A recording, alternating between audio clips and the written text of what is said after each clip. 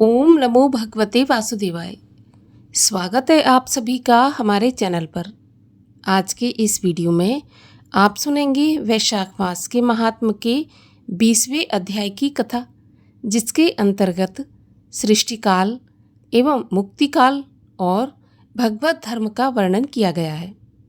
व्याध कहने लगा, हे ब्राह्मण, परमेश्वर ने करोड़ों जीव रचे हैं। इनके भिन्न भिन्न कर्म और अनेक सनातन मार्ग हैं, परंतु इन सबका स्वभाव एक समान क्यों नहीं है, ये जानने की मेरी इच्छा है, सो आप विस्तार पूर्वक बताइए। ये सुनकर शंख मुनि कहने लगे, संसार में रजोगुणी, तमोगुणी, सतोगुणी 3 प्रकार के जीव होते हैं। इनमें रजोगुणी रजोगुण कर्म करते हैं। इनकी बुद्धि पाप पुण्य मिश्रित होती है। किसी कामना के निमित्त ये पाप पुण्य दोनों करते हैं, जिससे स्वर्ग और नरक दोनों को भोगकर संसार में बार बार जन्म लेते हैं। तमोगुणी तमोगुण के कर्म करते हैं। वे निष्ठुर और निर्दयी होते हैं, सबसे द्वेष रखते हैं, जिससे बहुत दुखी रहते हैं। राक्षसों से लेकर पिशाच पर्यंत सब तामसी गति को पाते हैं। सतोगुणी सतोगुण के कर्म करते हैं। वे धर्मशील, दयावान, श्रद्धावान, पराई निंदा न करने वाले और कामना रहित होते हैं। ऐसे ओजस्वी ऊर्ध्वलोक को जाते हैं। संसार में कभी कभी इन गुणों में विषमता भी होती है। उसी कारण ऊंच नीच कर्म करने से कभी सुख कभी दुख का अभाव पाते हैं। लेकिन प्रकृतिवश जीव इन तीनों गुणों से बंधे हैं। प्रकृति का कभी नाश नहीं होता। अपने अपने गुणों से कर्मों के फल भोगने पड़ते हैं। पूर्ण काम विष्णु भगवान में कोई विषमता नहीं है। वे उत्पत्ति, पालन और संहार एक समान भाव से करते हैं। व्याध कहने लगा, हे मुनिवर, पूर्ण भोग वाले मनुष्यों की मुक्ति सृष्टिकाल, अंतकाल और स्थिति काल में कब होती है, और इन तीनों काल की मर्यादा कितनी है? शंख मुनि बोले, 4 सहस्त्र युग का ब्रह्मा जी का एक दिन है और इतनी ही की एक रात्रि होती है, जो दिन रात मिलाकर ब्रह्मा का एक दिन होता है। 15 दिन का एक पक्ष और 2 पक्ष का एक मास होता है। 2 मास की एक ऋतु और 3 ऋतुओं का एक अयन होता है। 2 अयन का एक वर्ष होता है, और ऐसे 100 वर्ष व्यतीत होने पर ब्रह्मा जी का एक कल्प पूरा होता है। वही प्रलय का समय होता है, ऐसा वेद वेत्ताओं का मत है। प्रलय 3 प्रकार की होती है। एक मानव प्रलय, मनुष्यों का अंत होता है। दूसरी दैनंदिन प्रलय, जो ब्रह्मा जी के दिन की समाप्ति के समय होती है। तीसरी ब्रह्म प्रलय, जो ब्रह्मा जी के लय के समय होती है। ब्रह्मा जी के एक मुहूर्त में एक मनु की प्रलय होती है। इसी तरह 14 मनु के प्रलय होने पर एक दैनंदिन प्रलय होती है। उन प्रलयों की उतनी ही अवधि पर्यंत स्थिति रहती है। मनवंतर प्रलय में भूर्भुवः स्वः तीनों लोकों का लय होता है, जिसमें चेतन जीवों का ही नाश होता है, परंतु लोकों के स्वरूप का नाश नहीं होता। केवल उन लोकों में पहले की तरह जल प्लावन हो जाता है। फिर मनवंतर के अंत में चेतन जीवों की पुनः उत्पत्ति होती है। हे व्याध, दैनंदिन प्रलय में ब्रह्मा जी के शयन करने पर चेतन अधिभूत जीवों सहित लोकों और लोकस्थ सबका नाश हो जाता है। केवल सत्यलोक रह जाता है। कोई कोई तत्व अभिमानी देवता, मुनि तथा सत्यलोक के शयन करने वाले ही बचते हैं। वे सब कल्पांत तक सोते रहते हैं। फिर रात्रि के समाप्त होने पर पूर्व सृष्टि के अनुसार ब्रह्मा जी सृष्टि की पुनः रचना करते हैं। वे ऋषि, देव, पितृलोक और वर्ण धर्मों सहित 4 वर्णों को अलग अलग रचते हैं। तब चक्रधारी विष्णु के 10 अवतार पुनः नियम के अनुसार होते हैं। इसी प्रकार और बहुत से देवता ऋषि कल्प पर्यंत ब्रह्मा जी द्वारा फिर उत्पन्न होते हैं, और जो देवता ऋषि ब्रह्मा जी के संग मुक्ति पाने वाले हैं, वे सब ब्रह्मलोक में ही रहते हैं। और जो राजा, साधु तथा सिद्धि प्राप्त वाले ब्रह्मलोक के वासी हैं, वे सब सत्यलोक में ही स्थित रहते हैं, यहाँ पर नहीं आते। कलयुग समाप्त होने पर दैत्यों का नाश होता है। फिर वे सब अपने अपने कर्म के अनुसार वैसे वैसे ही कर्म करने वाले होते हैं और अपने स्थान में जाकर अपने अपने गोत्रों में जन्म लेते हैं। अब तेरे सामने सृष्टिकाल और मुक्तिकाल का वर्णन करता हूँ, सो ध्यानपूर्वक सुन। देवादिदेव भगवान का एक निमेष ब्रह्मा जी के कल्प के बराबर होता है। इसके बाद भगवान का उतना ही उन्मेष अर्थात पलक का खुलना। निमेष के अंत में उन्हें अपने कुक्षिस्थ लोगों के सृजन की इच्छा होती है। तब सब लोगों और अनेक जीव समुदायों को अपने उदर में रखते हुए, जिनमें कितने सृजन योग्य हैं, कितने मुक्ति करने योग्य हैं और कितने ऐसे हैं जिनका लिंग देह छूट गया है, वे सुप्त हैं, संसार में स्थित हैं और तमोगुण युक्त हैं, और ऐसे भी हैं जिनके पूर्व कल्प के लिंग भंग हुए हैं। मानव पर्यंत जीवकोश जीवन मुक्त और मुक्तिगामी, जो पूर्व कल्प में विमुक्त ब्रह्मा से लेकर मनुष्य पर्यंत विष्णु की कुक्ष में समाविष्ट होकर भी ध्यान अवस्था में रहे हैं, वे उन्मेष के प्रथम भाग में व्यूह में स्थित वासुदेव द्वारा ब्रह्मा को सायुज्य मुक्ति देकर महाविभु तत्पश्चात महात्माओं को तत्व ज्ञान रूपी सारूप्य मुक्ति देते हैं। ऐसे किसी किसी को सामीप्य मुक्ति देते हैं और अन्य मनुष्यों को सालोक्य मुक्ति देकर अनिरुद्ध रूप से संपूर्ण स्थित लोकों का अवलोकन करते हैं। प्रद्युम्न रूप से सृष्टि के रचने का विचार करके माया, जया, कृति और शांति आदि शक्तियों से विवाह करके महाविष्णु भगवान भिन्न भिन्न कर्म और आशय वाले लोक की रचना करते हुए शक्तियों से युक्त स्वयं पूर्ण काम है। नेत्र खोलने के अंत में फिर विष्णु भगवान योग माया का आश्रय लेते हैं। व्यूवस्थ संकर्षण द्वारा चराचर का नाश करते हुए ये सब उस महात्मा का अवर्णनीय काम है। ये कार्य ब्रह्मा आदि तथा योगियों द्वारा भी कहने योग्य नहीं है। ये सुन व्याध ने पूछा, महाराज, भगवत धर्म कौन से हैं और किन धर्मों से विष्णु भगवान प्रसन्न होते हैं? व्याध के पूछने पर शंख मुनि बोले, जो शुद्ध चित्त से संतों का उपकारी, अनिंदक व निष्काम हो, लोक के प्रतिकूल न हो, हरि स्मरण में मन लगाने वाला, ममताहीन सदाचारी है, जिनका वेद शास्त्र, गुरु, साधु और शुभ कर्म में विश्वास है और विष्णु भक्त हैं, वे ही सात्विक धर्म है। वर्णाश्रम के विभाग से 4 प्रकार के धर्म होते हैं और प्रत्येक धर्म नित्य, नैमित्तिक और काम्य, इन भेदों से 3 प्रकार के हैं। जब वे भगवान को अर्पण करके किए जाते हैं तो वे सतोगुण युक्त भागवत धर्म हैं। किसी कामना के निमित्त अन्य किसी देवता के अर्पण करने से वे रजोगुणी हो जाते हैं। राक्षस, पिशाच आदि निष्ठुर देवताओं का पूजन और हिंसा आदि निंदित कर्म ही तमोगुणी कर्म होते हैं। सतोगुणी लोगों के सद्धर्म ही भागवत धर्म है, जिनकी जिह्वा और मन भगवान का स्मरण में लगी रहे, ध्यान चरणों में हो, जो सदाचारी, परोपकारी, ममता रहित हो, जिसका शास्त्र, गुरु, साधु, कर्म, श्रुति, स्मृति में विश्वास हो, सब देशों में घूमना, सब कर्मों को देखना और सभी धर्मों को सुनना आदि, लेकिन चित्त में विषयों में रखने वाले मनुष्य कुछ भी नहीं कर सकते। जैसे उत्तम स्त्री नपुंसक का कुछ नहीं कर सकती। कामना रहित होकर श्रद्धापूर्वक जो धर्म किए जाते हैं वे ही भागवत धर्म हैं। इस लोक और परलोक में सुख देने वाले बहुत से धर्म हैं, लेकिन क्षीर सागर में सबके हित के लिए जैसे दही में से मक्खन निकाल लेते हैं, वैसे ही लक्ष्मी जी को भगवान ने वैशाखोक्त धर्म बताए हैं, जो विष्णु भगवान को प्रसन्न करते हैं।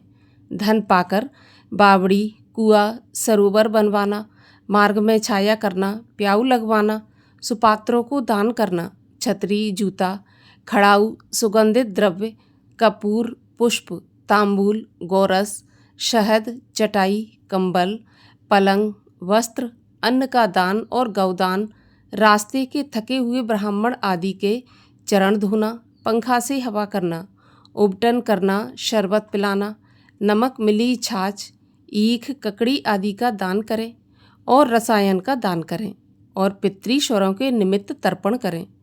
तेल उबटन छोड़ दें। कांसे के पात्र में भोजन न करें। निषिद्ध भोजन और व्यर्थ विवाद न करें।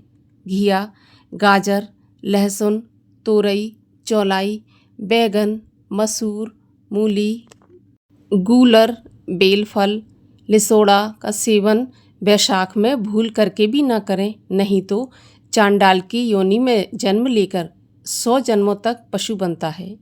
ऐसे मधुसूदन भगवान की प्रसन्नता के लिए व्रत करें और व्रत के समाप्त होने पर विष्णु भगवान की प्रतिमा बनवाकर वस्त्र आभूषणों से सजाकर तथा पूजन आदि करके ब्राह्मण को भोजन करवाकर दक्षिणा सहित अर्पण करें।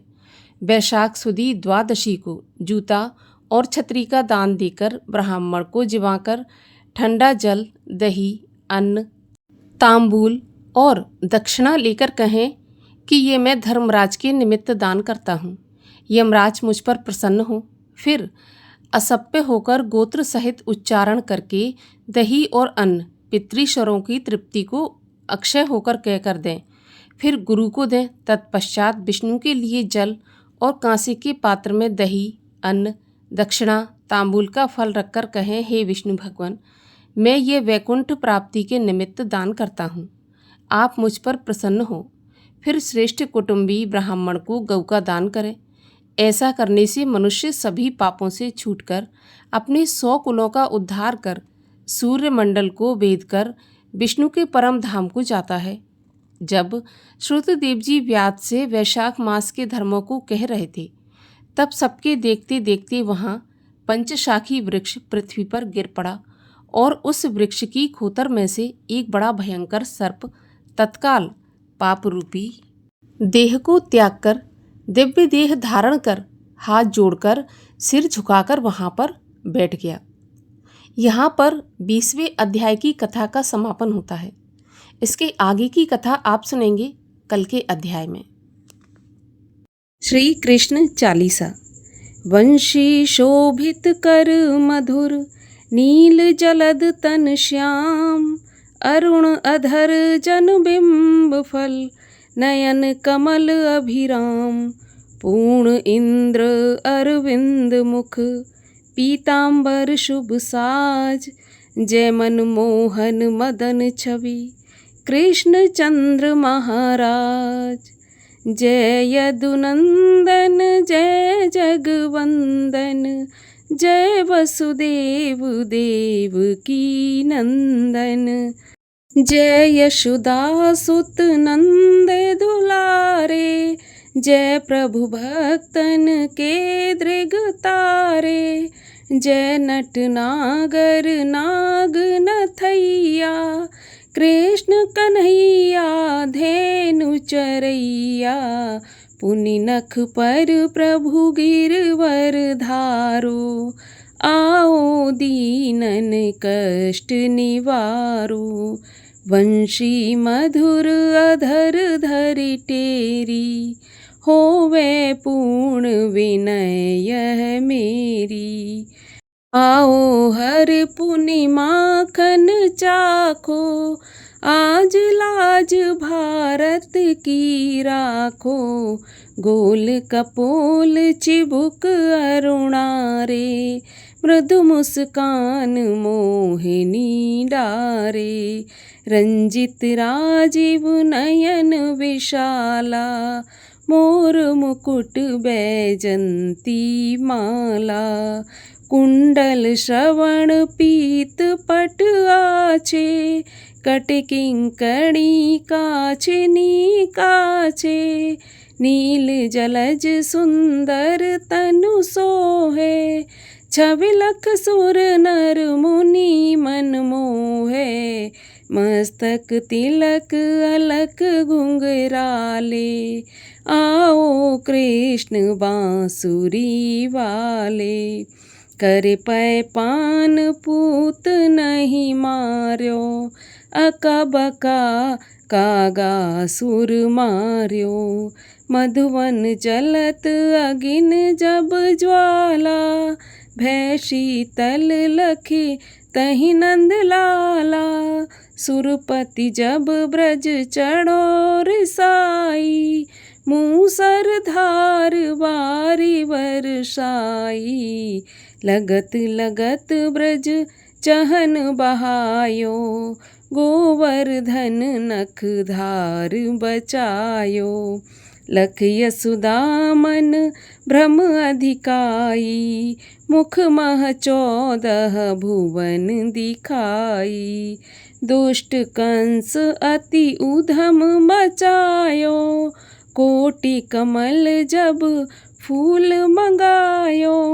नाथ काली यहीं तब तुम लीने, चरण चिन्ह दय निर्भय कीने। करी गोपिन संग रास बिलासा, सबकी पूरन करी अभिलाषा।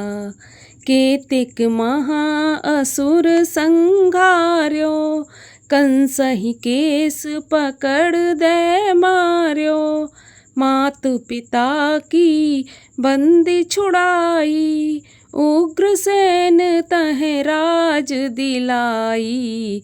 महिषे मृतक छयो सुत लायो, मातुदेव की शोक मिटायो। भौमासुर मुर दैत्य संहारी, लाए 10 सहस कुमारी। दे भीमहि तृण चीर संघारा, जरासेंधु राक्षस कह मारा। असुर बकासुर आदिक मार्यो, भक्तन के तब कष्ट निवार्यो।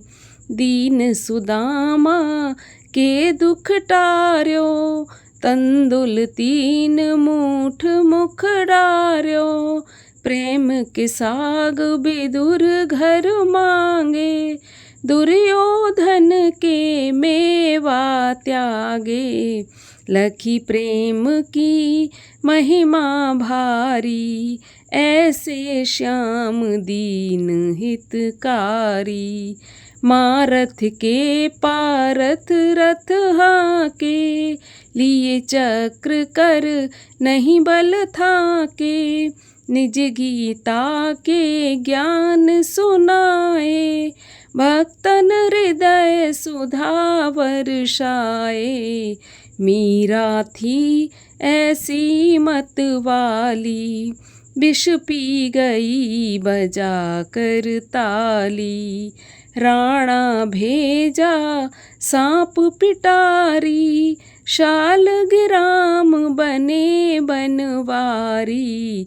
निज माया तुम विधि दिखायो, उरते संशय सकल मिटायो। तब शत निंदा करी तत्काला, जीवन मुक्त भयो शिशुपाला।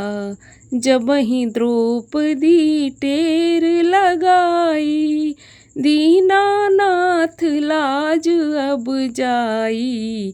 तुरतहि वसन बने नंदलाला, बड़े चीर भय अरु मुँह काला। अस अनाथ के नाथ कन्हैया, डूबत भंवर बचावत नैया। सुंदर दास आस उर धारी, दया दृष्टि की जय बनवारी। नाथ सकल मम कुमति निवारो, क्षमाउ बेग अपराध हमारो। खोलो पट अब दर्शन दीजे, बोलो कृष्ण कन्हैया की जय। यह 40 कृष्ण का पाठ करे उर्धार, अष्ट सिद्ध नवनिधि फल लहे पदारथ 4। ओम जय श्री कृष्ण हरे, प्रभु जय श्री कृष्ण हरे। भक्तन के दुख सारे पल में दूर करे, ओम जय श्री कृष्ण हरे। परमानंद मुरारी मोहन गिरधारी। जय रस रास बिहारी, जय जय गिरधारी। ओम जय श्री कृष्ण हरे। कर कंकन कटि सोहत, कानन में बाला। मोर मुकुट पीतांबर, सोहे वनमाला। ओम जय श्री कृष्ण हरे। दीन सुदामा तारे, दरिद्रों के दुख टारे। गज के फंद छुड़ाए, भवसागर तारे। ओम जय श्री कृष्ण हरे। रण्य कश्यप संहारे, नरसिंह रूप धरे। पाहन से प्रभु प्रगटे, जम के बीच परे। ओम जय श्री कृष्ण हरे। केशी कंस विदारे, नलकूबर तारे। दामोदर छवि सुंदर, भगतन के प्यारे। ओम जय श्री कृष्ण हरे। काली नाग नथैया, नटवर छवि सोहे। फन फन नाचा करते, नागन मन मोहे। ओम जय श्री कृष्ण हरे। राज्य उग्र सेन पाए, माता शोक हरे। द्रुपद सुता पत राखी, करुणा लाज धरे। ओम जय श्री कृष्ण हरे।